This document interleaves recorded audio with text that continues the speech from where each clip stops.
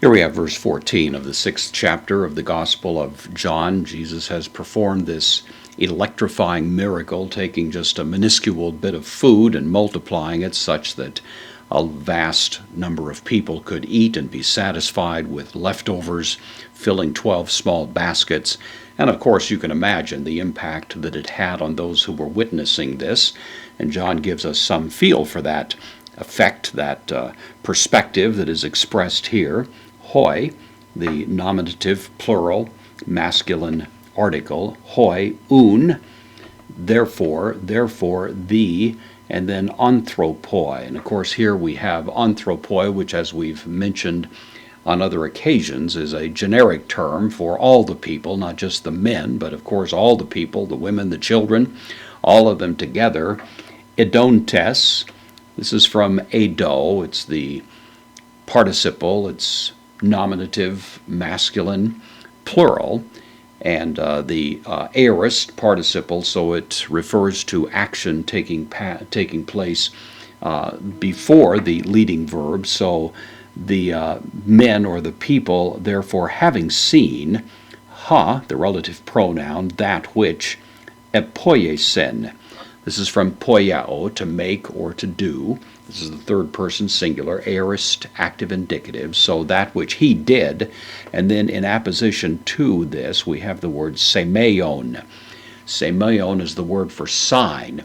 It is normally associated with a miraculous sign of some sort, but it doesn't necessarily need to be a miraculous sign. But in this case, obviously it was. So the people, having seen the sign which he did, elegon, this is the imperfect, the third person plural, imperfect active indicative. They were saying, ongoing conversation, hoti, can mean either that or because. Context determines. In this case, clearly it means that. They were saying that, hutos. Demonstrative pronoun means this. It's the masculine, singular, nominative. So this, esten, the word for it is. This is from ami. It's enclitic, which is why we have that extra accent on the ultima of the preceding word. So they were saying that this is alethos, adverb, indeclinable, truly. This is truly ho prophetes, the prophet.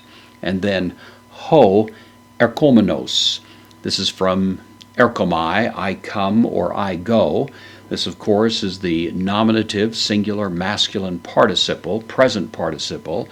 So this is truly the prophet, the coming eis into ton kosmon.